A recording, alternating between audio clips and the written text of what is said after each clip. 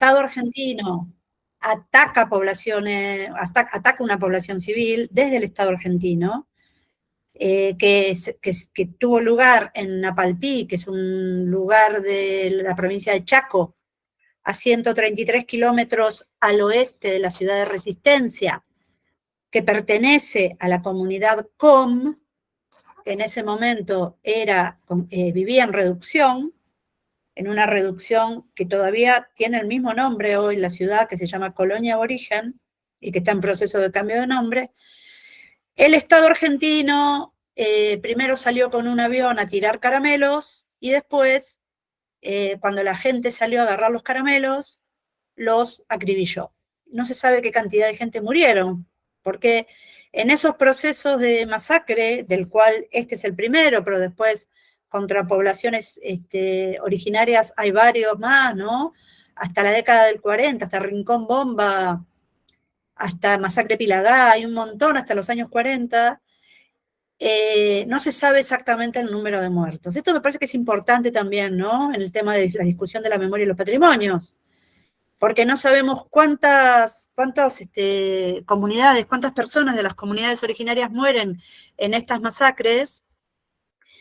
Esta es la primera, y piensen que en el año 21, sí, en febrero de 21 se produce la masacre de la Patagonia Rebelde, donde mueren 1.500 personas que están documentadas, ¿no? Se asesina, se acribilla, se fusila 1.500 personas, 1.500 obreros rurales, pero eso está documentado.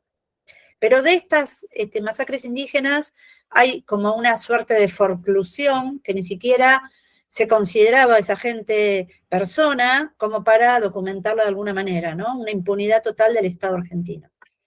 Esto, en este momento estamos transitando la exposición que tiene lugar en el Parque de la Memoria, que va a cerrar el 20 de octubre, y esta exposición va a itinerar en casi su totalidad, hay una obra que no va a poder viajar, a el Museo Nacional de Bellas Artes de Santiago de Chile, gracias a la mediación y yo diría la complicidad de Gloria Cortés y de Eva Cancino, que son las curadoras de allá, para seguir generando esta reflexión sobre patrimonios y memoria. Las artistas que están en esta exposición son Anaí Fiorella Gómez, que es descendiente directa de una de las últimas sobrevivientes de la masacre, que falleció el año pasado, Celeste Medrano, Tati Cabral, Pau Ferraris y Camila Barcelone. Esta exposición tiene ciertos textos, pretextos y contextos, ¿no? Por un lado, sale de un campamento que se llamó Aprender del Chacú, cómo procurarnos artefactos comunes de abrigo, alimento y memoria. Ahora estamos por hacer otro campamento, por eso también traje la referencia, estamos por hacer otro campamento en paralelo al Cervantino, en la Ciudad Azul, del 11 al 15, y muchos de ustedes van a estar.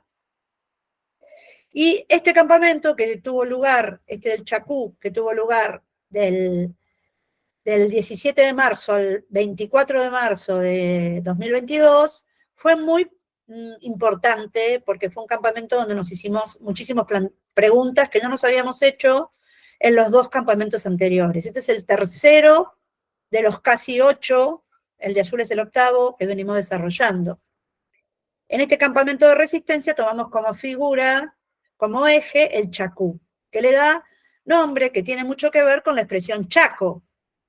Chacú es un método de recolección y caza de los pueblos del Chaco Grande, del Chaco Gualamba, de toda la zona, les diría, hasta Inca, del norte argentino y de los países limítrofes al norte, donde hay ciertas como reglas que se siguen. Por ejemplo, en el Chacú, que es salir a cazar y recolectar alimentos, no se matan crías ni hembras, se matan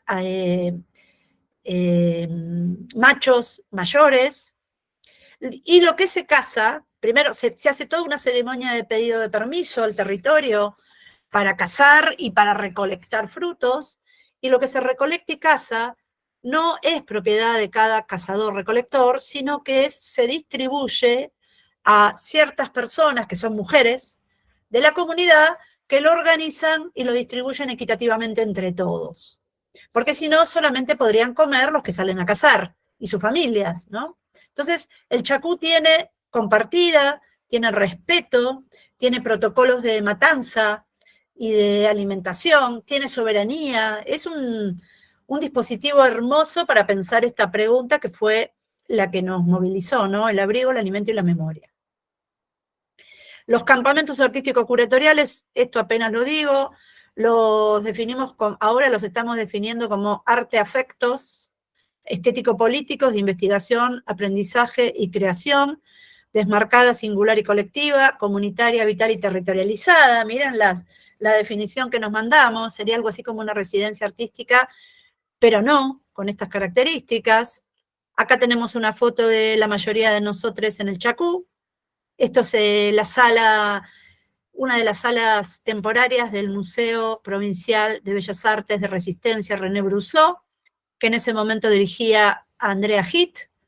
Ahora tiene otra gestión que ya no hace este tipo de experiencias. Acá estamos. Y el otro texto y pretexto, uno es el Chacú, el otro gran texto y pretexto es esta obra pictórica de Tomás de Cabrera, del año 1774. Cabrera es un pintor que se lo registra por la zona de Tucumán, que ha pintado bastante en Tucumán, pintor de iglesia y de temas históricos, temas religiosos e históricos, que ha hecho este cuadro que es una perla, que está acá en el Museo Histórico Nacional de la calle Defensa, en la ciudad de Buenos Aires, que se llama Entrevista del gobernador Matorras y el cacique de Paiquín, y que es señera, porque es la primera vez y la única, por lo que yo tengo documentado, que queda registro de un acuerdo que hace un gobernador, el gobernador de Tucumán, Jerónimo Matorras, con el representante, el líder de una comunidad originaria, estipulando 11, creo que son 11 o 12 puntos, donde, por ejemplo, Matorras reconoce que esa tierra es de Paiquín y de su gente. Reconoce que no los puede someter a esclavitud, que no los puede explotar, que no los puede conchavar a cambio de alimento, que esa gente tiene sus creencias y las respeta. Es un acuerdo de convivencia increíble. Tengo que contarles algunos chismes que nos gustaron mucho y que trabajamos en el Chacú. Este señor Matorras era el tío de otra Matorras famosa que seguro conocen, que fue la mamá de San Martín. Cuando nosotros pensamos por qué San Martín era tan copado con los indios, ¿no? ¿Por qué a San Martín se le recuerdan y ha dejado escritos textos y reflexiones y se le recuerdan frases que tienen que ver con que tomaba a los indios por iguales, los alistaba, los sumaba a la campaña de la independencia, les reconocía la propiedad de su tierra, ¿no? Bueno, este era su tío, Matorras, que había venido del País Vasco, si no me equivoco, de Santander, y se había instalado en el norte argentino como comerciante, que terminó siendo gobernador y que propulsó este acuerdo. Este acuerdo va a durar poquito, porque en breves años va a ser asesinado el cacique Paiquín, que es un cacique de Mocoy. Mocoy es lo que nosotros antes llamábamos mocoví, una palabra que tenemos que desterrar porque es una palabra despectiva, de la misma manera que decimos com y no decimos matacos o tobas. Matacos sería más los wichi, ¿no? No decimos tobas, que son palabras despectivas, y los llamamos con los nombres con los cuales se autoperciben, ¿no?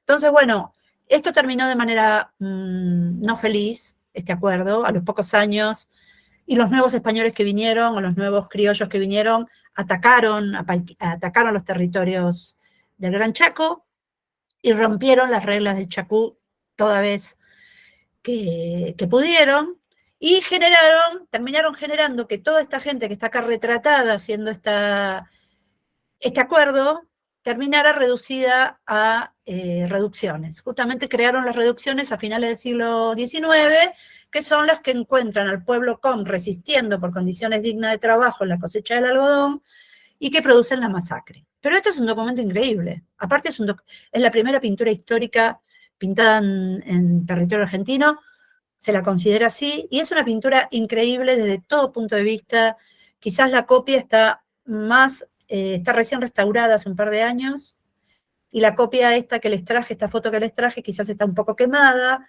Si vienen a Buenos Aires y pasan por el Museo Histórico la van a poder ver, pero lo que hay es un acuerdo absoluto, una situación de igualdad absoluta que los pinta hasta como buena gente a los indios, ¿no?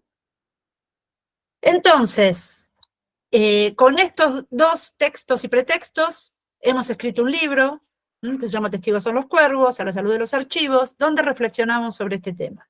Con estos tres elementos empezamos a discutir la cuestión del archivo, porque nosotros también consideramos que ese cuadro de Tomás de Cabrera, que pertenece a la más estricta, al estricto orden de la historia del arte, también es para nosotros un archivo importantísimo para discutir políticamente. Ese cuadro prueba que en algún momento, no puedo decir el Estado argentino porque en 1774 no existía, pero el poder que gobernaba estos territorios le reconoció la soberanía a un pueblo originario. Ese cuadro tendría que estar en la comunidad Mocoy, tendría que estar en Chaco, en Formosa, en Misiones, en Corrientes. Sin embargo, está en el Museo Histórico Nacional, ¿no? Entonces acá hay un primer tema que a nosotros nos hacía ruido para pensar cómo generar el archivo Napalpí, con qué, y empezamos a reflexionar, yo empecé a reflexionar concretamente con este concepto de art-chivar, que tiene que ver con el arte, porque reitero, esta obra es considerada un óleo de la historia del arte, por más que esté en el Museo Histórico, que tiene que ver con la historia del arte y que tiene que ver con el archivo y que tiene que ver con chivar, con ser chivas, ¿no? En todos los sentidos del término. Porque cualquier expresión que yo, cualquier semántica que yo le encuentre a chivar, tiene que ver con este archivo, ¿no? Tanto sea chivar por transpirar, como chivar por chiva, por ser chiva es chiva chivita, es enojarse, enfadarse, estar cabrera, y también chiva en muchos lugares, por ejemplo en Chile, significa niña, ¿sí? Cabra, chiva, significa piba, como nosotros diríamos hoy, una piba. Y en los movimientos feministas, las chivas son las pibas.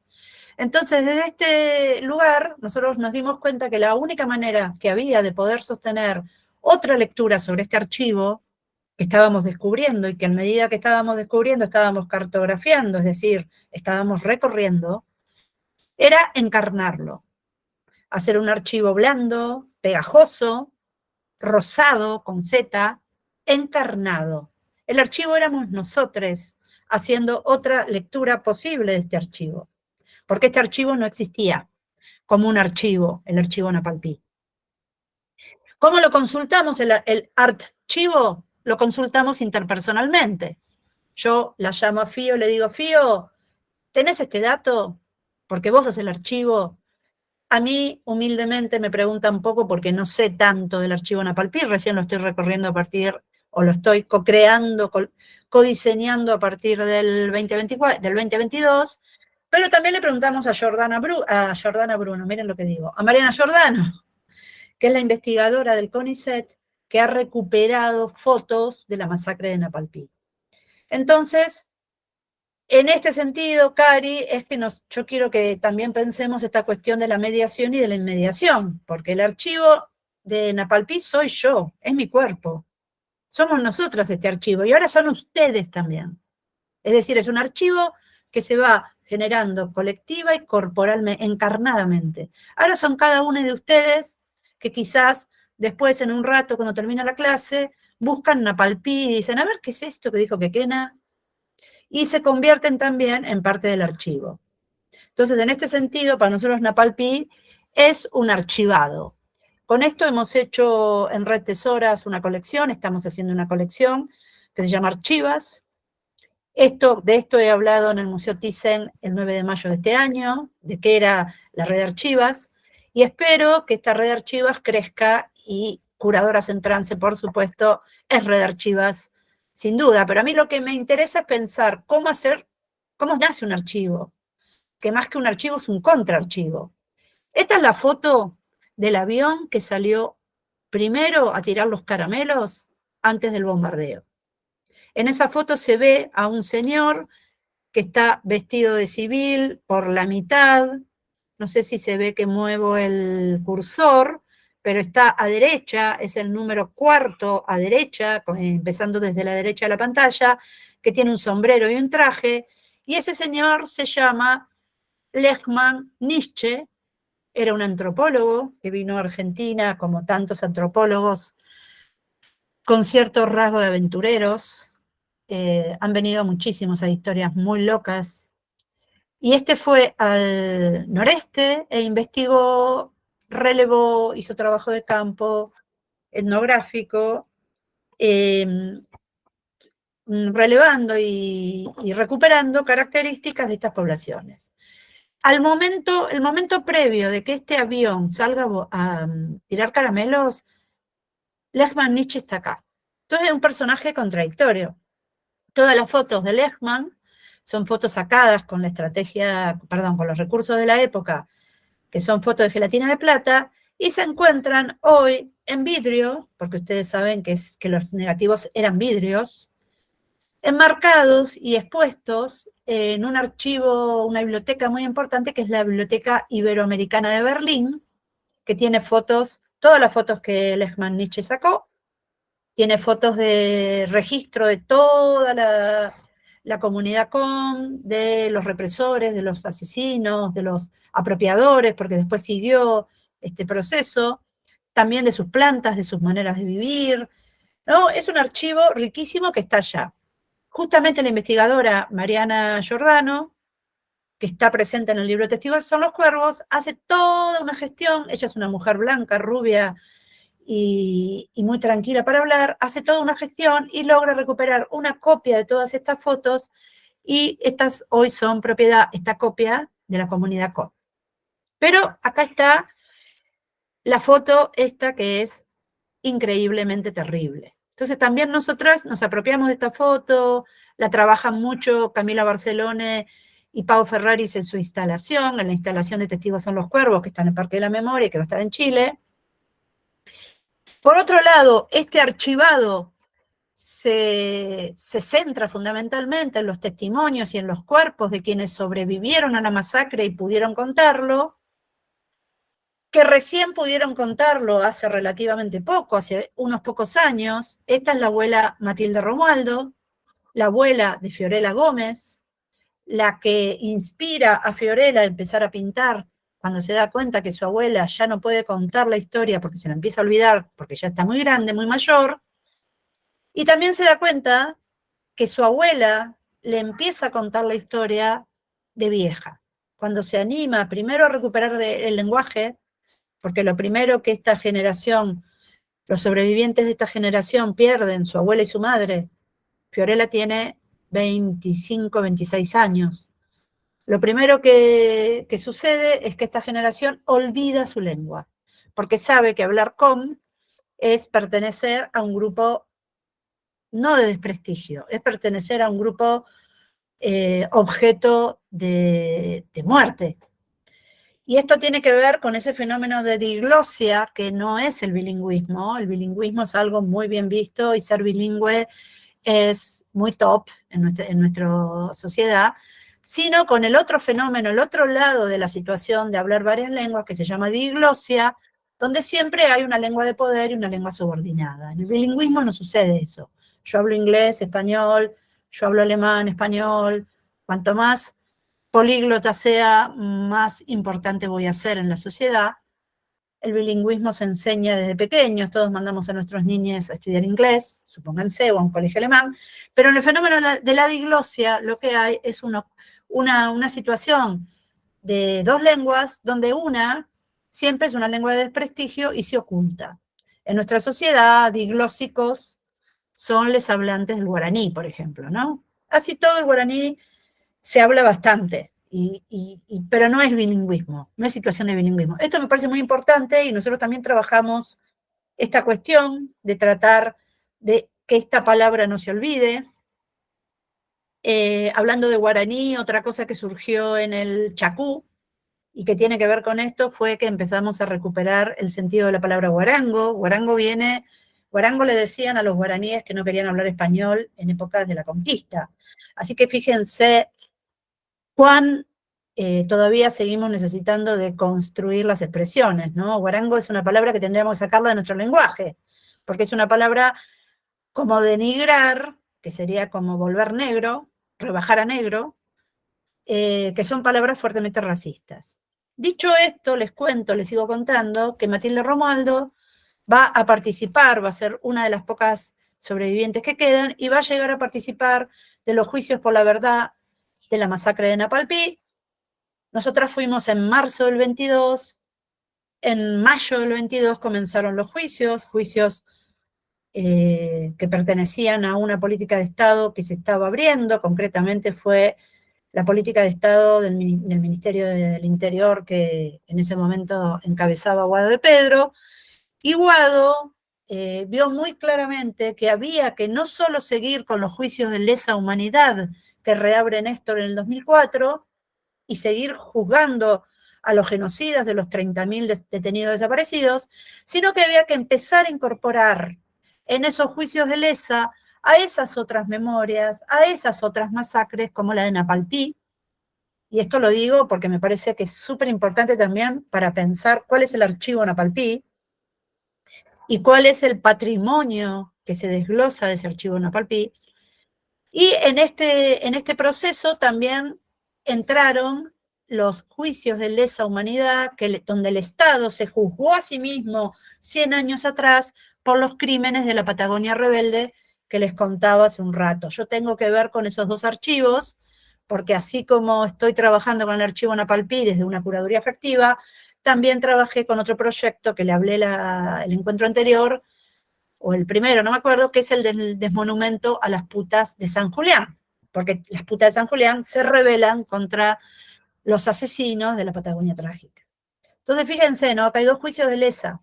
Matilde llega a declarar en esos juicios de lesa, muere hace relativamente poco, y Fío se pone a pintar cuando se da cuenta que su abuela perdió la memoria. Ella no era pintora, pero se da cuenta que de alguna manera tiene que registrar, porque aparte de todo, cuando ella empieza a pintar, todavía no estaban plenamente conseguidas las fotos del archivo Lehmann-Nietzsche. Entonces la abuela hablaba de gente que no tenía cara, y ella la empieza a pintar. La abuela le dice, sí, mi tía Lorenza, o mi mamá, o mi papá, mi hermanito, todos los que murieron en la masacre, mi vecino, mi cuñado. Y ella empieza a pintar a esa gente. Y sucede una cosa muy loca, que es que su abuela empieza a decir, qué bueno, tengo una foto, tengo una imagen de esa gente de la cual no hay foto, porque la comunidad COM nunca tuvo recursos para fotografiarse, para hacer su archivo genealógico. Todos nosotros tenemos una foto de nuestras abuelas. Todos nosotros tenemos alguna foto, por poca que sea, de nuestros ancestres.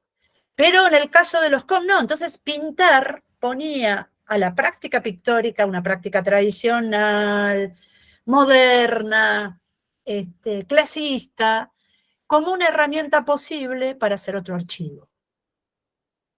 Acá estamos nosotras en la inauguración, atrás están las obras de Fío. Fío es la tercera a derecha.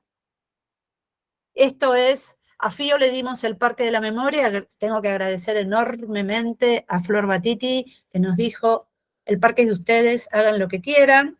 Estuvimos montando durante 9 días todo esto, yendo todos los días al parque, con 3 listas de Spotify de cumbia, así que imagínense que teníamos una que era cumbia, cumbia, cumbia, cumbia, otra que era más cumbia romántica, canciones de amor, era una lista de amor, y otra que era una cumbia fusión, cumbia mezclada.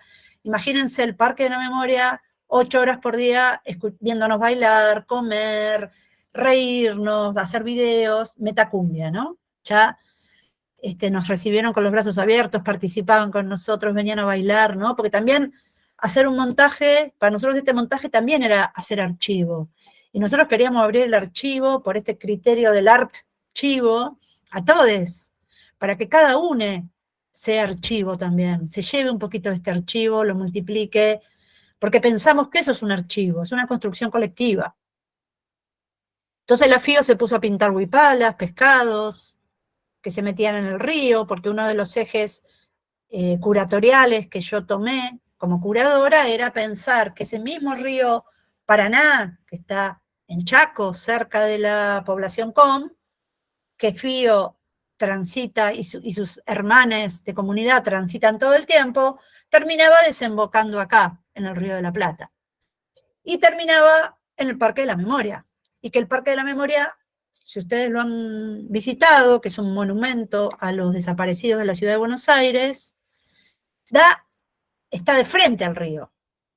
Y es un monumento, no es un lugar que conmemore un sitio de detención y tortura, es un monumento, es más un cenotafio o un monumento que recuerda con los nombres, no sé si lo ubican, en su enorme jardín recuerda con nombres y esculturas todo lo que pasó en la ciudad de Buenos Aires, da de cara al río justamente porque en el Río de la Plata se tiraron cuerpos semi dormidos, ¿no? Vivos y también cuerpos muertos. Entonces, recuperar ese río, llenarlo de pescados, era tarea clave como eje curatorial. Entonces, FIO, que la tiene clarísima, hizo todo este recorrido de entrada, ¿no?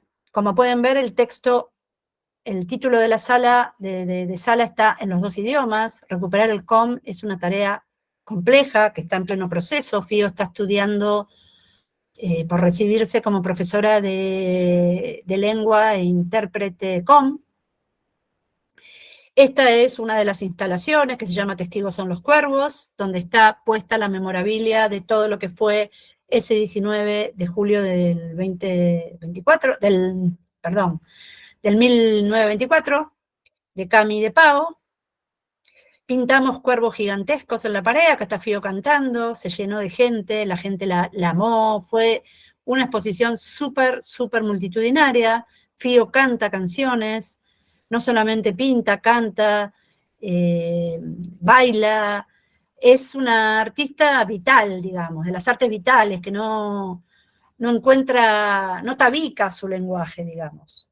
Acá está la Fío, atrás pintó a su abuela Matilde, la pintó con toda, le conseguimos pinturas y se pintó todo el Parque de la Memoria.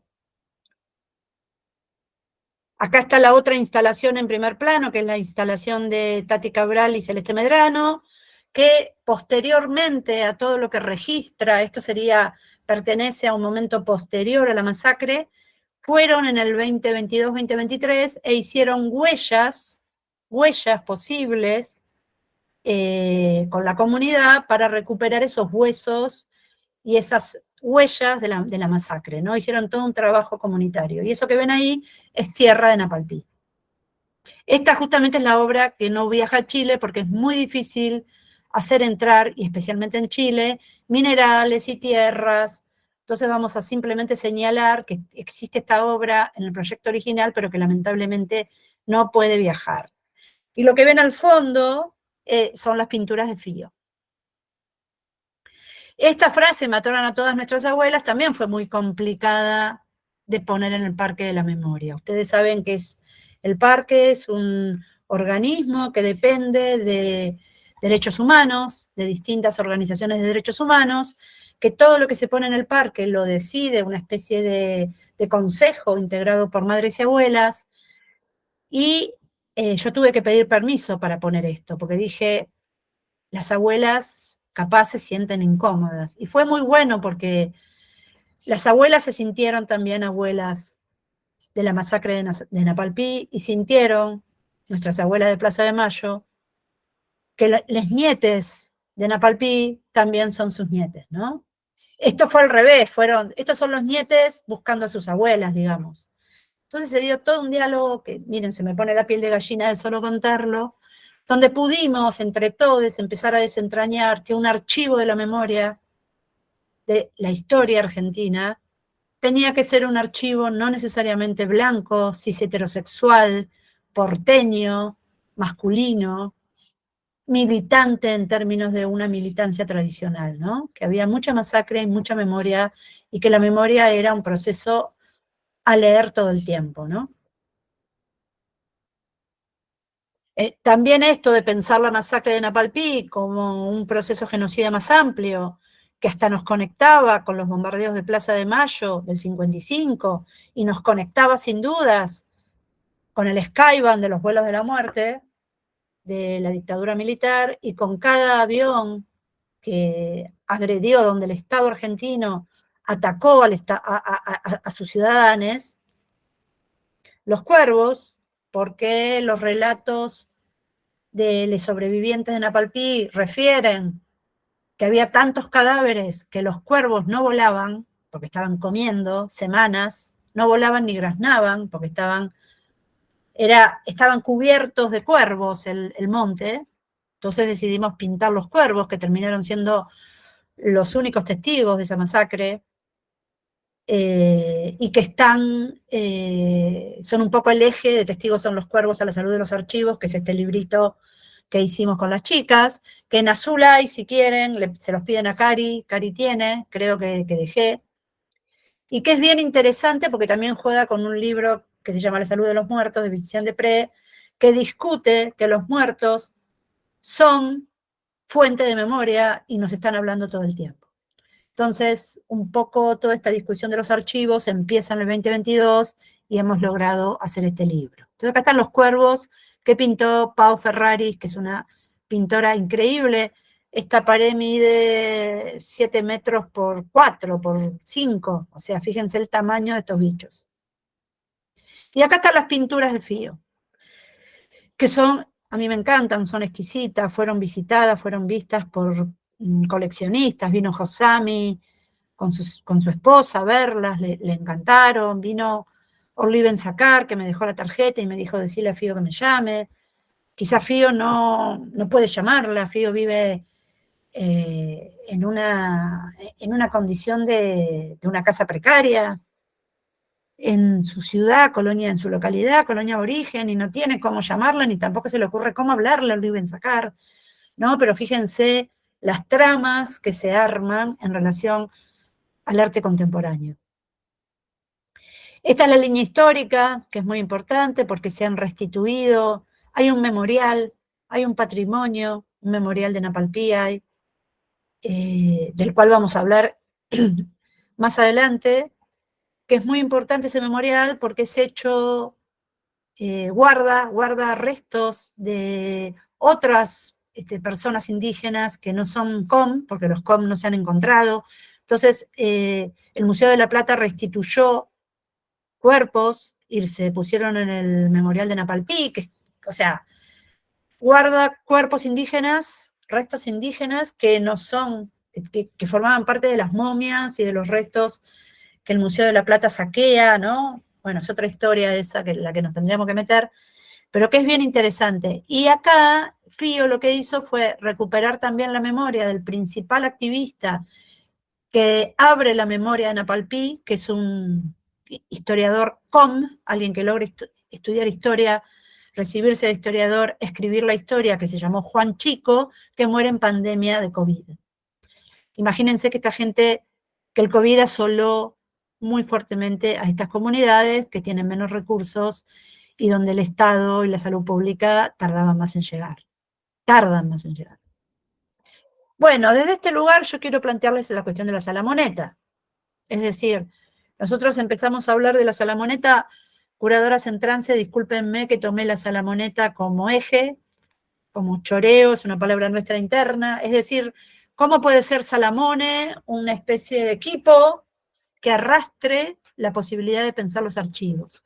Porque el mismo problema de archivos que tenemos con Napalpí, lo tenemos con Rincón Bomba, lo tenemos con la masacre de Huelche, lo tenemos con la masacre mapuche, con el pueblo mapuche hoy, lo tenemos en la Puna de Atacama con la masacre de Santa María de Iquique en Chile, que es una masacre obrera, lo tenemos con la comunidad Huarpe en San Luis, San Juan y Mendoza, que también está organizándose.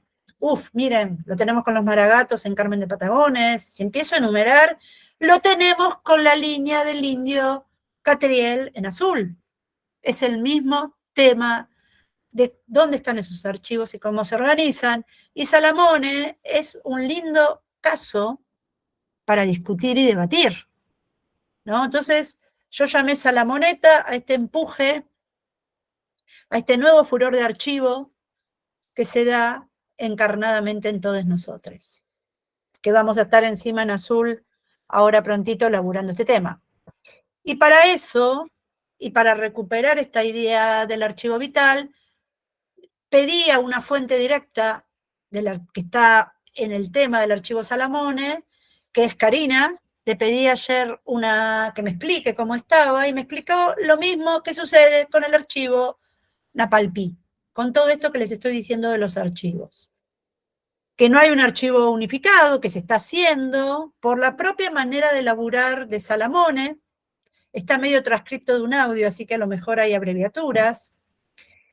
Porque, bueno, miren, pasa lo mismo que con los archivos, con todos los archivos, ¿no? Intervienen cuestiones más de orden de políticas públicas, de políticas profesionales, de campo profesional, de políticas académicas de investigación, donde por la propia característica de cómo laburaba Salamone, no quedan muchos planos, y que se está trabajando a partir del archivo Levene, que es un archivo con el cual nosotras nos sentimos fuertemente identificadas, en el laburo de Alicia Sarno, que es la que dirige el archivo Levene, el archivo histórico de la provincia de Buenos Aires, que está en La Plata, que se está laburando para recuperar esos planos. Entonces, esa recuperación de cada plano, esa recuperación donde los municipios situadamente trabajen encarnando esos planos. Cuando digo encarnar, ¿qué significa? Los estamos buscando entre todos. Es cuando hablamos de quién busca a los que no están y a las que no están. Las estamos buscando nosotros. Un archivo es un mundo propio y es un mundo colectivo. Cada archivo implica que hay muchos mundos posibles, da cuenta de muchos mundos, de muchas miradas posibles, y lejos de ser un proceso de selección, un archivo es vital porque es un repositorio que sirve de memoria y que repone en un ejercicio de justicia la memoria de todos. Porque si nos falta dato en ese archivo, la memoria está incompleta. Y eso es justamente lo que me parece que es la política, no solo del Levene, del Centro de Interpretación Salamone y de cada centro de interpretación de la provincia de Buenos Aires que está trabajando para recuperar a Salamone, sino también incluso del Cervantino y de su archivo. Entonces creo que acá hay, y aprovecho que vamos a estar en azul pronto para discutir este tema, una cuestión muy importante con el archivo. Bien, ahora que he cerrado, que he tirado esta cuestión del archivo, voy a dejé de compartir, ¿no? Bien. Para hablar de la cuestión patrimonial, ¿no? Porque los patrimonios son fundamentalmente originados en una genealogía, se originan en una genealogía que tiene un archivo, que tiene un repositorio o que no lo tiene y que hay que salir a buscar. No hay patrimonio sin genealogía de ese patrimonio. ¿No? Me pongo medio Foucaultiana, en el sentido de que las palabras y las cosas, ¿no? Las palabras y las cosas pertenecen, diría Foucault, al mismo ontología de la red arqueológica. Tienen el mismo estatus en la red arqueológica. Y en el ejercicio de arqueología, de salir a buscar, es necesario hacer una genealogía. Y las genealogías son instrumentos de poder. Entonces está en nosotros saber si vamos a disputar esa genealogía y vamos a hacer nuestros patrimonios y vamos a hacer, reitero, vuelvo a Foucault, Las palabras y las cosas, ese librito tan difícil de leer que se abre con la descripción, que se abre tan difícil de leer porque es tan literario, que se abre con el idioma analítico de John Wilkins y con la descripción de las meninas, con Borges y Velázquez, y que tiene todo un ejercicio de interpretación y de lectura de Foucault absolutamente discursivo. ¿no? Y a mí me gusta porque también me sirve para pensar archivos y patrimonios hoy. Un archivo y un patrimonio es un fenómeno discursivo también. Tiene que ver con el discurso con el cual nosotros lo sostengamos. Por eso me parece tan importante que los centros de interpretación Salamone de toda la provincia sean los que comunitariamente y como primera línea de mediación, porque son la primera línea de mediación frente a la obra de Salamone y al archivo Salamone que tenemos que hacer entre todos, sean tan específicos en producir discurso. Foucault, Las palabras y las cosas, dice eso. Las cosas del mundo tienen el mismo estatus en la red arqueológica, en la arqueología, las cosas que yo excavo y que busco, los restos, las huellas de la masacre de Napalpí, las huellas materiales, la materialidad, tiene el mismo estatus que las palabras con las que yo las nombre. Entonces, por eso es tan importante lo discursivo.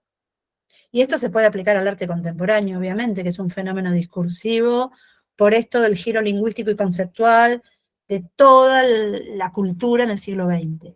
Pero a mí me importa fuertemente esto.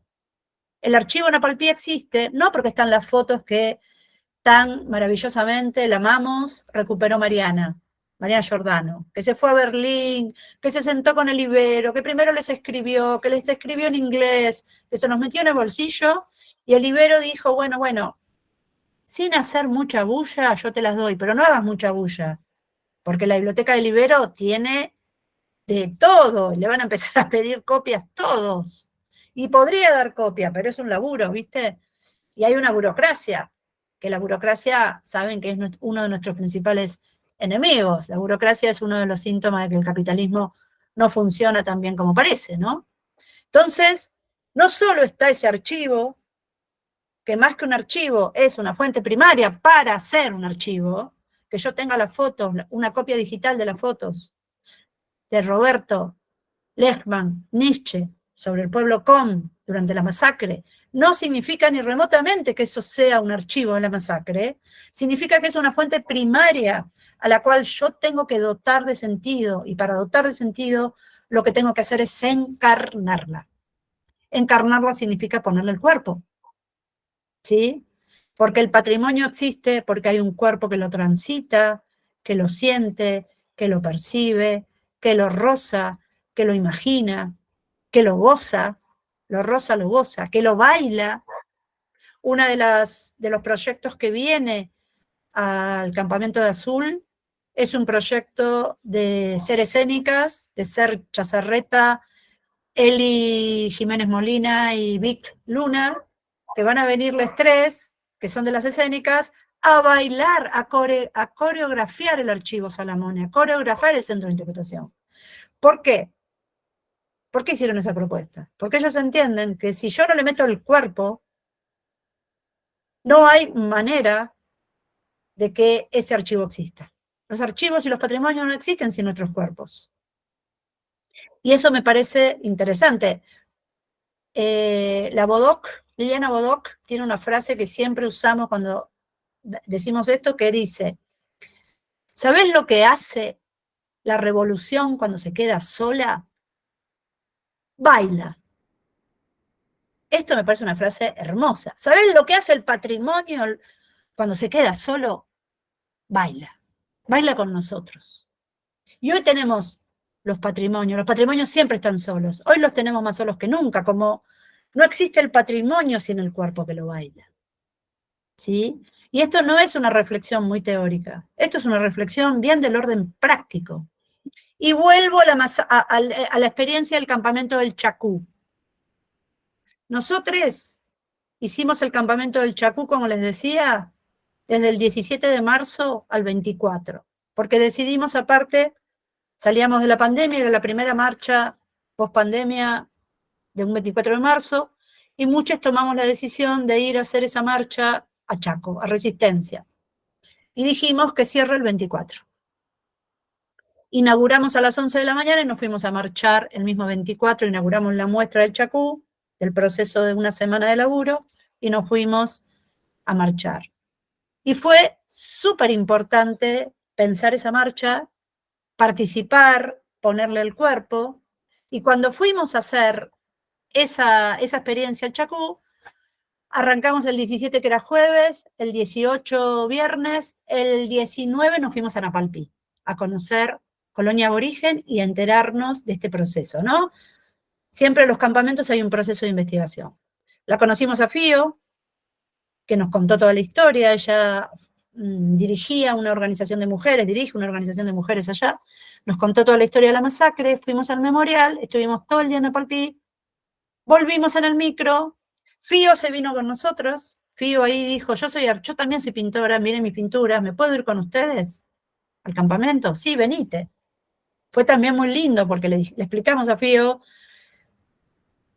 o Fío nos vio, y ella, lo primero que nos dijo es, yo no soy disidente sexual, yo no soy pañuelo verde, yo soy yo no me drogo, yo no tomo alcohol, yo no me pinto el pelo de naranja, yo no me divorcio, qué sé yo, todas las cosas que nos dijo. Y a los 3 días era pañuelo verde, no se drogaba ni era lesbiana, pero era pañuelo verde, entendía que había que ampliar derechos, no sé, le encantaba pintarse el pelo, nada, le cambió la cabeza. Y Fío tiene otra característica, chicas. Fío es pastora evangélica. Entonces, háblame de interseccionalidad. Nos conduce una pastora evangélica, yo le digo mi pastora, ella me dice mi curadora, y yo le digo mi pastora. Tiene una ética, Fío, alucinante, quizás porque como es ve las cosas de otro lugar, y a mí me alucina desde donde la ve. Y yo muchas veces le pido consejo, como si fuera mi pastora, y le digo, che, me pasa esto, ¿qué tengo que hacer? ¿Qué te parece que haga?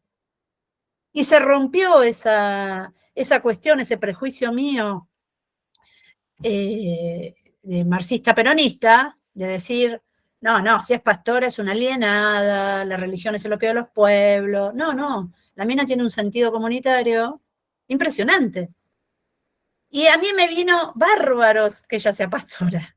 Me hace bien que ella sea pastora. Entonces imagínense, nos vamos con la Fío en el micro, todos llorando, todas llorando, destruidísimos. Llegamos a la noche al campamento, que era en el chetísimo Club de Regatas de Resistencia, del cual nos terminaron echando, pero bueno, eso lo dejo para un chisme en alguna comida. Estábamos en un estado terrible, yo sé que esto va a quedar grabado, ustedes no tienen que hacer esto que yo digo en casa, bajo ningún concepto, menos sin el consentimiento de sus padres. Y ahí tuvimos una discusión sobre los rituales de duelo. Y dijimos, bueno, indudablemente estamos tan mal, estamos tan apaleados por conocer la historia de esta gente, por ver cómo vive, por ver lo que pasó, que tendríamos que, como artistas que somos, resolver algún tipo de ritual de duelo frente a esto. Y teníamos varias posibilidades, la más fuerte era drogarnos y tomar alcohol. Esto es lo que les digo que no tienen que hacer en casa solas y solos, bajo ningún concepto, y que si lo hacen con el consentimiento de sus padres o de sus médicos.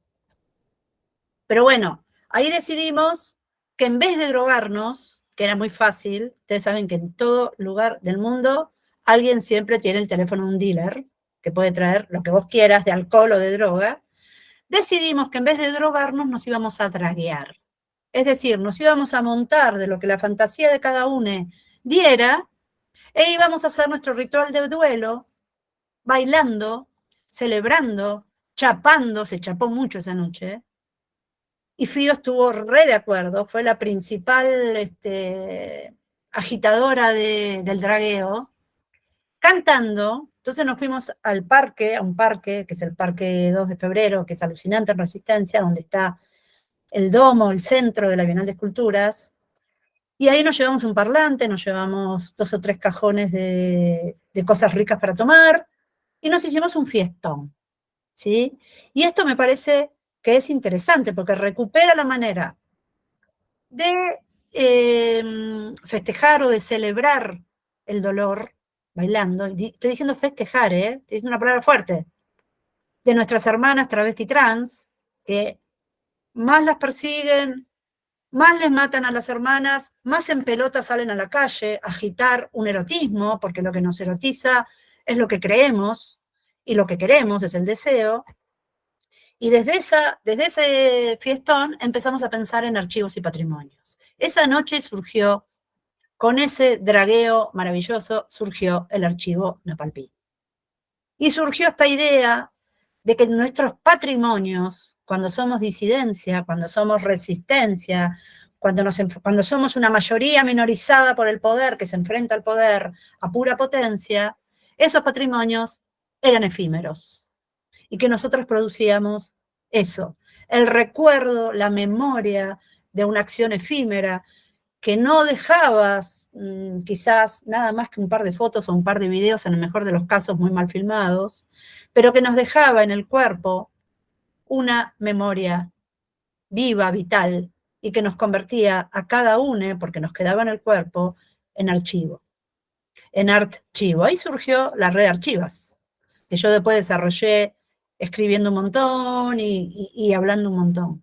Y surgieron como otras maneras de pensar un patrimonio, porque nuestros patrimonios son efímeros. Y una fiesta, como un chape, también es un patrimonio para nosotros. Es el monumento que nos queda de un gesto de toma de conciencia. Voy a decir una palabra fuerte. Tomamos conciencia de que había pasado algo terrible en ese lugar y de que teníamos que hacer algo. Esto es un poco la dinámica y el pensamiento del patrimonio y del archivo, que yo se los traigo a partir de este ritual de duelo y a partir de esta manera de resolver la cuestión Napalpí, de plantear la cuestión Napalpí.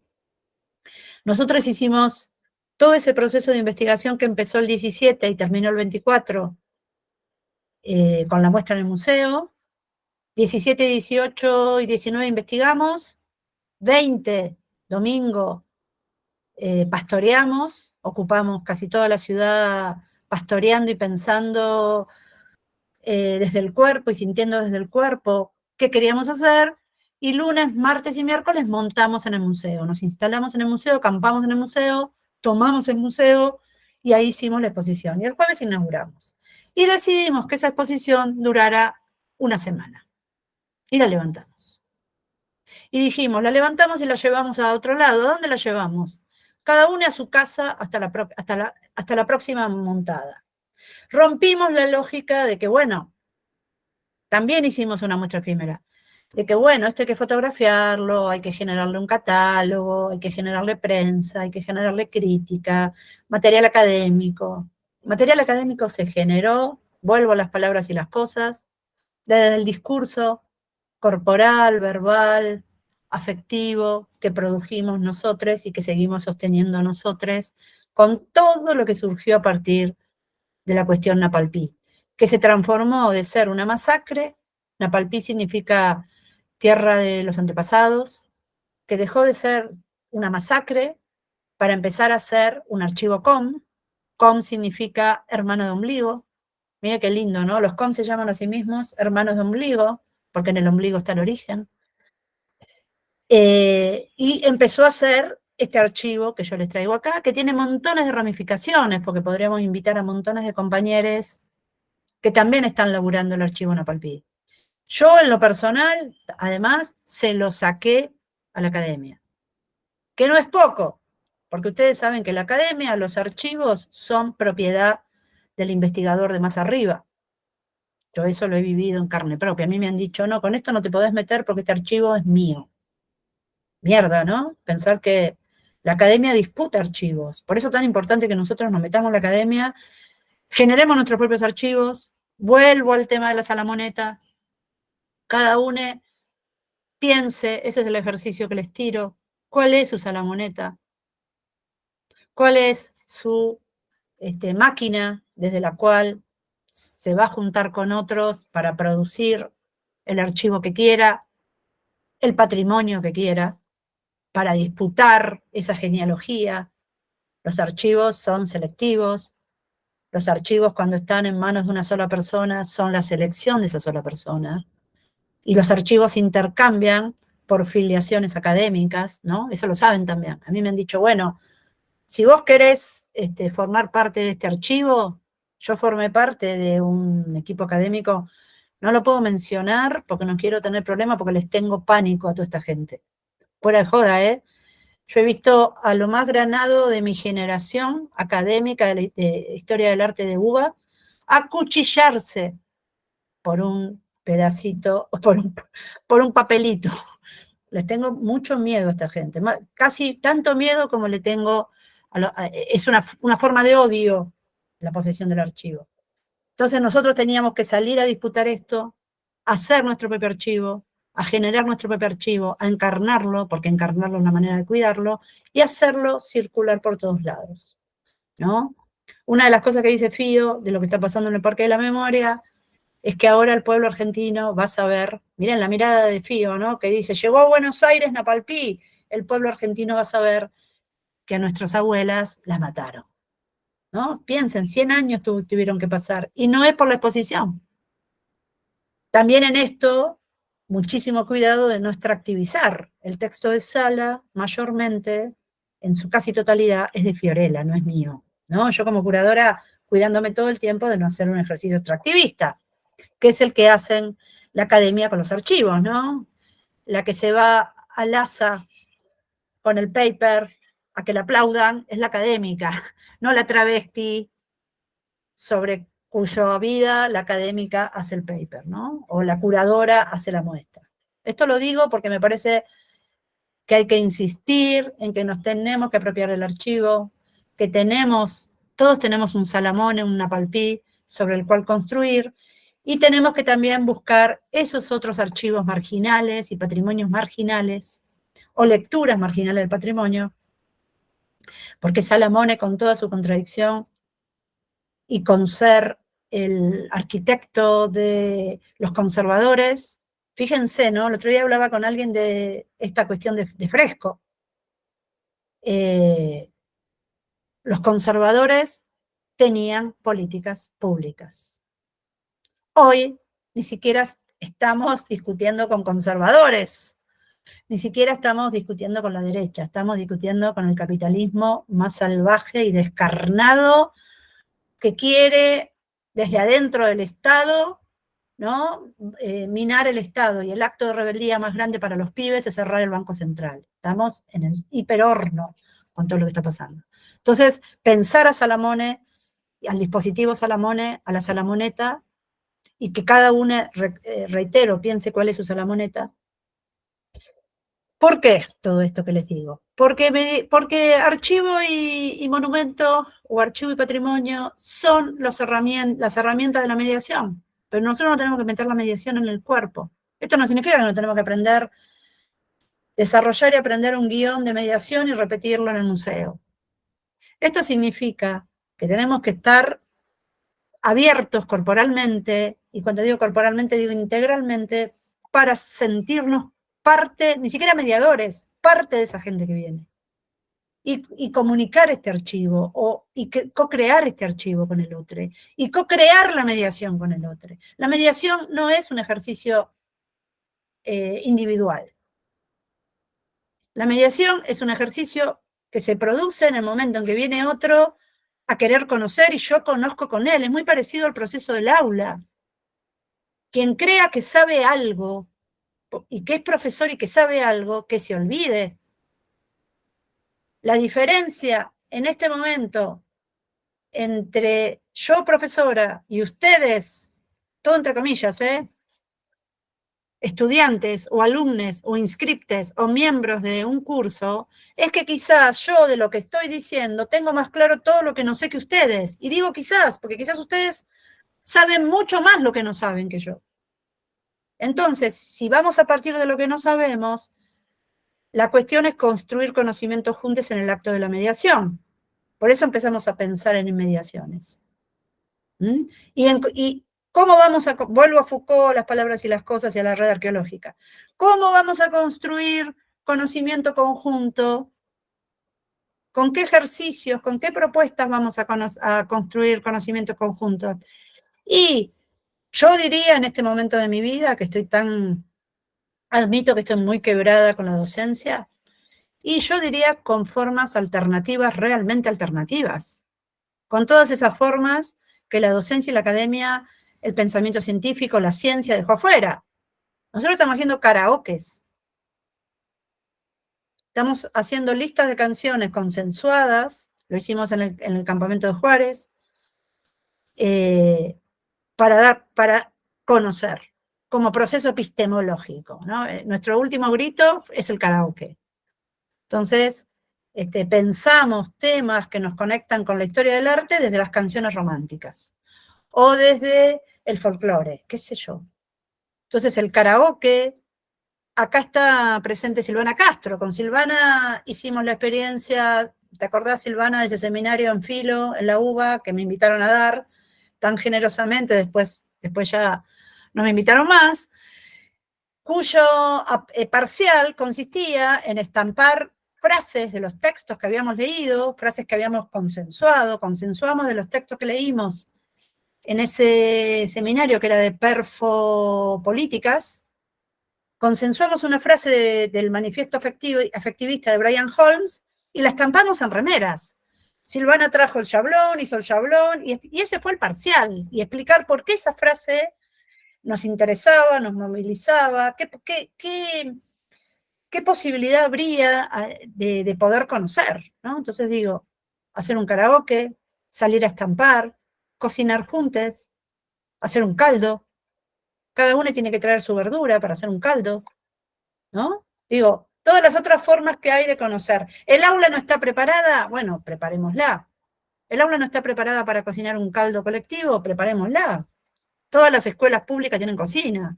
Y si no, preparémosla, porque no está dada la realidad como nosotros queremos, ¿sí?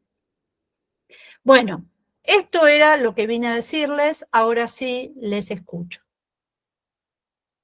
Si tienen ganas. Sí, Adriana. Me tenés conmovida.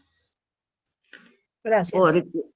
Me tenés conmovida por lo siguiente, porque hablaste de la masacre de Napalpí y yo te podría hablar de la masacre mental después del 76, de los oficiales de la Armada que fueron a infiltrarse en las casas de comunidades, de compañeros, y que oficiales de la Armada por familia y como era médico lo nombraron oficial. Y se fue a vivir y se casó con una secretaria de una multinacional y se fueron allá.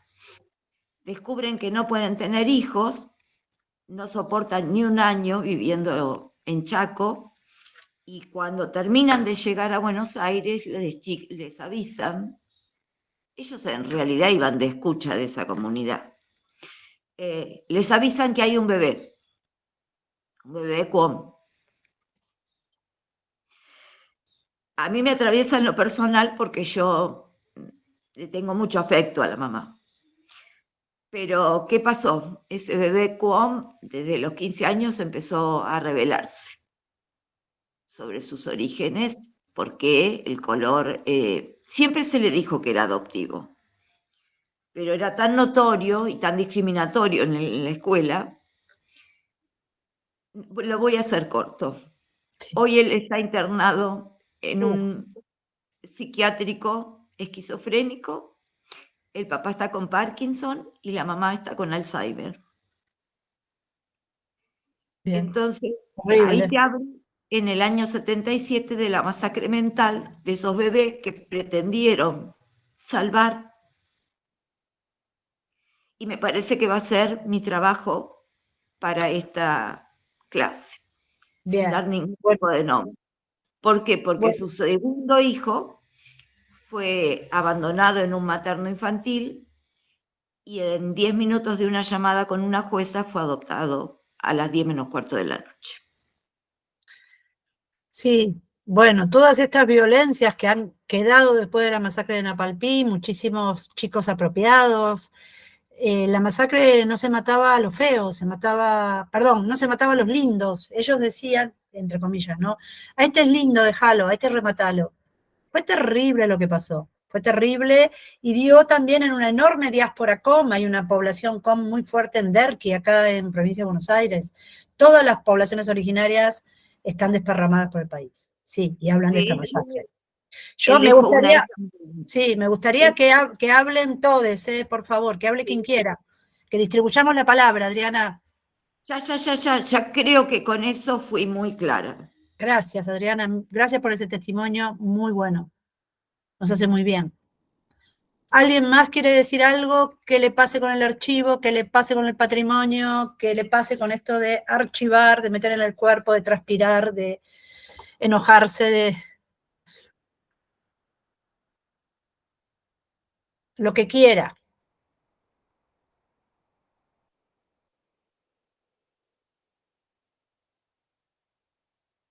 Qué silencio hermoso también, el silencio habla.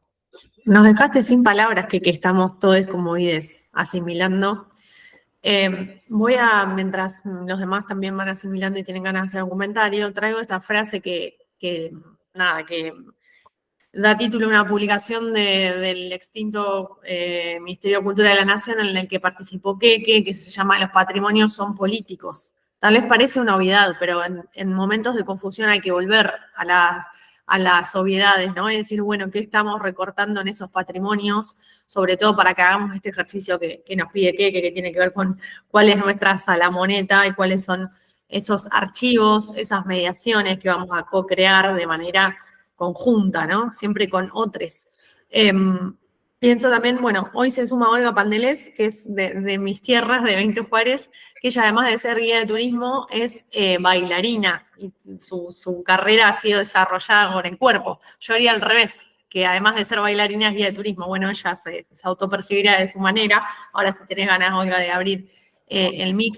Pero digo, me parece importante esto, esta dimensión corporal que trae que también es una forma de conocimiento, ¿no? Que a veces los patrimonios, las memorias, las historias, las identidades se construyen desde lo discursivo, pero desde lo frío, desde lo presuntamente neutral, y sabemos que ahí hay una construcción ideológica. Sé que estoy diciendo cosas que seguramente estemos todos de acuerdo, pero me parece que es necesario volver, porque en esas disputas donde solo los académicos tienen acceso a los archivos, parece que, bueno, se pierde un poco esa construcción de poder. Me parece interesante reforzar eso y darle la bienvenida a Olga.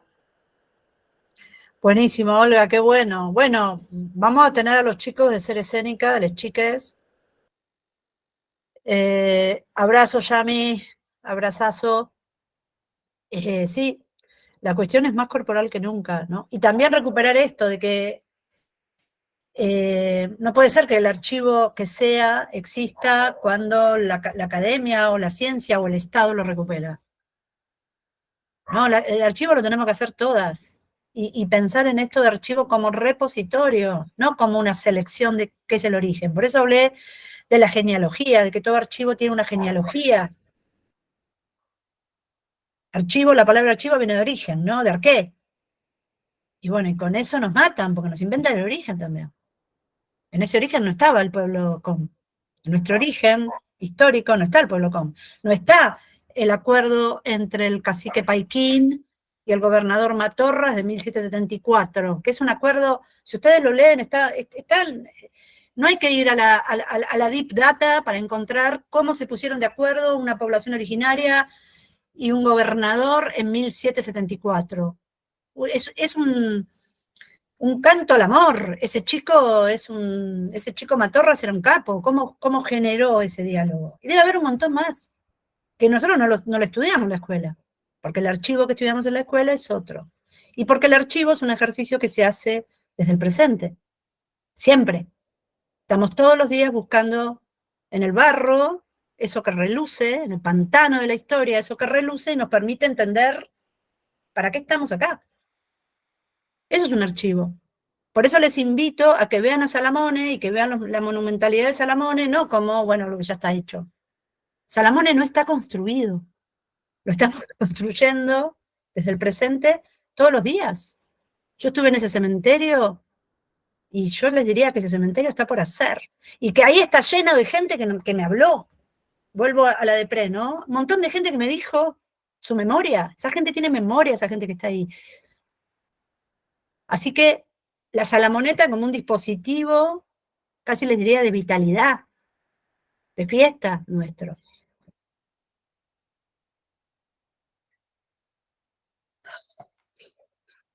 Estoy con un entusiasmo. Sí, ¿quién habla? ¿Quién habla? No, soy yo otra vez, pero no. Adelante. No. Quien tenga ganas de hablar. Romy, ¿no querés decir nada? Investigadora de archivos. Universidad de Mar del Plata. No, me estás haciendo pensar mucho, que no puedo decir mucho. Estoy escuchando y anotando. Bien, bueno, gracias por estar ahí. Betania, Hola, Keke. hola. Un placer escucharte. Agradezco mucho todo lo que compartiste con nosotros.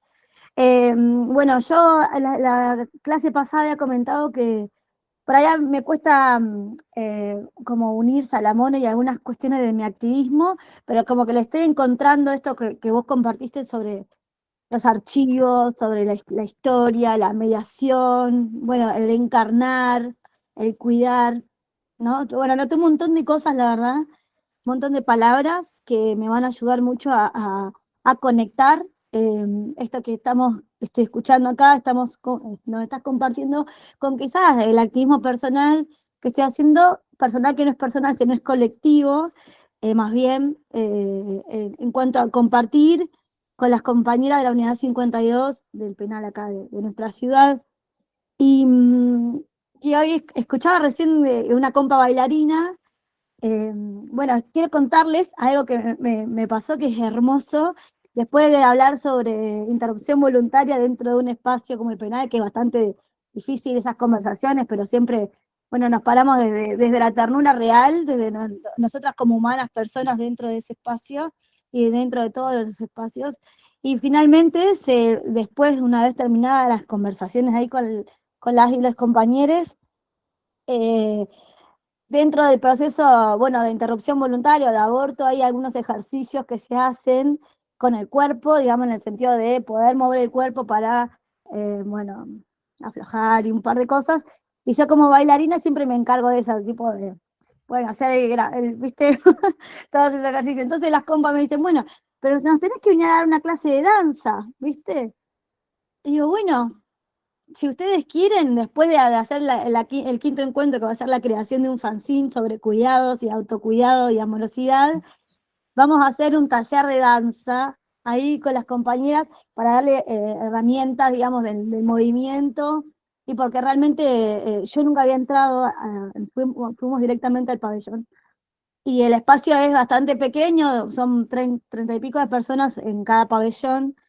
Y, y bueno, a veces el espacio es pequeño, a veces cuesta ver, ¿viste? No se ve el horizonte, esas cosas que por ahí se puede visualizar cuando uno está ahí adentro. Entonces sí se ve el cielo y sí se puede respirar dentro de todo. Y entonces lo que yo quería ir y compartirles como unas herramientas de la danza para las compas y les compas y conectar así desde el cuerpo. Más allá, lo que vos decías, Keke, sobre la compa Fiore, que es pastora. Nuestras compañeras de ahí adentro también hay muchas que estaban reticentes con el tema de bueno, de la interrupción y demás, pero ahí nos conectamos todas, ¿viste? Todas tenemos un cuerpo, todas podemos movernos más allá de todo, y entonces compartir y encarnar esa parte bueno, del, como se me fue la palabra que quería decir, pero no importa. Lo que quiero decir es que, bueno, que a través de esto que nos están comentando y demás, yo como que voy haciendo, viste, linkeando todo de una manera como espectacular y súper necesaria, todas estas conversaciones, todo esto que nos comentás, que para que inevitablemente esto, somos todos todo el tiempo mediadores de la vida entre otros, con otros, del Sí. goce también, del goce, del roce y de todo eso es realmente espectacular y súper, súper nutritivo toda esta información. Y así que bueno, ahí voy como linkeando, me cuesta como, estoy media como con las ideas así, muy conmovida con toda la historia sin dudas, porque es tremendo, pero gracias por todo esto. Estoy chocha. Gracias a todos. Bueno, Beta, gracias a vos, hermoso lo que contás, y también esto de conectarse con las compañeras pastoras, ¿viste? De conectarse, a mí me ha pasado también de la época de Macri, cuando todavía no teníamos la ley del aborto y la salíamos a discutir, de hacer acciones con la CETEP, o de que me convocara la CETEP para algo. Hemos hecho cosas en Plaza de Mayo para un 7 de agosto, para un San Cayetano, para recibir la columna de la marcha de San Cayetano de toda la CETEP, de la UTT, de Levita, y que me dijeran, che, mirá, toda esa columna que ven ahí es pañuelo celeste. Bueno, me saco el pañuelo verde, no tengo ningún problema. ¿Entendéis? No me siento traicionando mi lucha por el aborto, al revés, me siento fortaleciéndola, porque voy a abrazar a esas compañeras, porque esas compañeras salvan compañeras también en territorio. Entonces no puedo tan necia de decir, ¿no? Y eso también me pasó con Fío, de empezar a entendernos. Yo tengo un lado místico, entonces en algún lado lo espiritual a mí me cabe, ¿viste? Me gusta. Soy Escorpio, ¿no? Entonces era fácil, ¿no? Pero había que convencer a otras compañeras de que no la bardearan, porque Mina era pastora. Y de repente a mí a veces me habla y me dice bendiciones. Y a mí aprendí a que no me molesta que me digan, sí, claro, lo espiritual es político, diría Navalle, diría Audre Lorde, ¿no? Nada más erótico que lo espiritual, dice Audre Lorde. Las mujeres tenemos esa potencia erótica que es esa capacidad de espiritualizar las cosas porque nos han negado lo material. Son siglos y siglos que nos niegan el control de lo material, de la economía, de la fuerza, de qué sé yo. Bueno, nos refugiamos en lo que no es material. Miren qué potencia tenemos las minas, ¿no? Y esa potencia es erótica, o sea, nos conecta con la vida, con las ganas de vivir, con las ganas de sentir, de gozar. Entonces, desde ese lado, yo enganché re bien con Fío. Y le dije, bueno, vamos por lo espiritual, Fío. Decime bendiciones, decime lo que vos quieras. A mí no ese es el problema. El problema es cómo, otra vez, cómo procurarnos artefactos comunes de abrigo, alimento y memoria. Es el problema. ¿Cómo? Porque esa es la única manera de evitar un futuro arruinado que todos ya sabemos que existe, que está hoy en ruina ya el futuro, ¿no? Y cómo resistimos a eso. Me voy a ir un poco a la banquina como siempre, cómo resistimos el fascismo imperante, ¿no? Cómo resistimos el hecho de que el poder económico internacional es gobierno en todos lados, chiquis. Ese es el problema. No que haya pastores evangélicos o que haya comunidades que se organicen a partir de la foto de ser pastor evangélico, de ser evangélicos o de tener la foto de Francisco. Ese no es el problema. Me parece. Ya pasó esa etapa en la que el problema era el Papa. Ojalá fuera ese el problema. Hay algo que va mucho más por arriba del Papa en este momento, que está destruyendo toda nuestra, que nos está metiendo en un proceso de melancolía muy fuerte. Y cuando hablamos de bailar, también hablamos de que el enemigo, tenemos el enemigo más grande que nos pudiéramos haber echado enfrente, y que ese enemigo opera por la melancolía, melancolizando. El arte contemporáneo es una máquina de melancolizar. Y de lo que tenemos que hacer es salir de esa melancolía, ¿no? Y los patrimonios pueden ser elementos de celebración o de conmemoración de esa melancolía. Eso es lo que tenemos que hacer. Pero bueno, son las lecturas en las que andamos. Ahora sale un librito nuevo que trabaja esto con Pasolini y Agamben, muy, muy como escribo yo, ¿no? Que cuando el discurso se pone como muy que nadie lo entiende, ya lo suelto, ¿no? Es una máquina de melancolizar, sí. La melancolía es terrible, chicas, es un proceso de destrucción del deseo, ¿no? No estoy hablando de la nostalgia. Yo tengo nostalgia. El otro día vi una pintada de Néstor y me agarró una nostalgia de Néstor. Yo tengo nostalgia de Néstor todos los días. Ahora, la melancolía es el goce de la imposibilidad, ¿no? Es quedarse gozando en eso que ya no está, que nunca estuvo. No podemos gozar con eso. Adriana, ¿querés decir algo? Cortito, así hablan todos los compas. Sí. Con Ancestras, este fin de semana que pasó, logramos eso. Bueno, yo ya hice el registro fotográfico de las familias, de las generaciones, de las 4, y hice el registro de obra que a mí me gustó y expuse lo que me dejaron como patrimonio familiar, pero con festejo. Bien, con festejo. ese es el tema. se apareció mi mamá de sorpresa de la mano de mi hermano. Mis hermanos, los dos varones, vinieron y mi prima mayor. Y por ahí no alcanzan a comprender lo que es el festejar el patrimonio cultural, fotográfico, textil, artístico y gastronómico de la familia. Ah, mirá, Más los recuerdos, pero no con melancolía ni nostalgia, con alegría. está bien, está bien. Bien, bien, Nada bien. más. Bueno, ¿alguien más quiere decir algo? ¿Quiere comentar algo? Chicas. Cari, que sos la cabeza, la conductora de la combi de la Salamoneta. Bueno, no, que decirte que como siempre nos hace llorar. Estábamos acá unos cuantos lagrimeando en la vía La Beta, muy emocionada.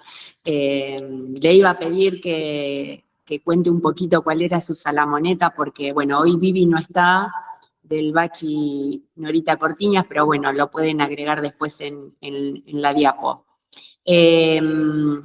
A modo de logística nada más, ya faltan 2 minutitos y se va a cortar la llamada.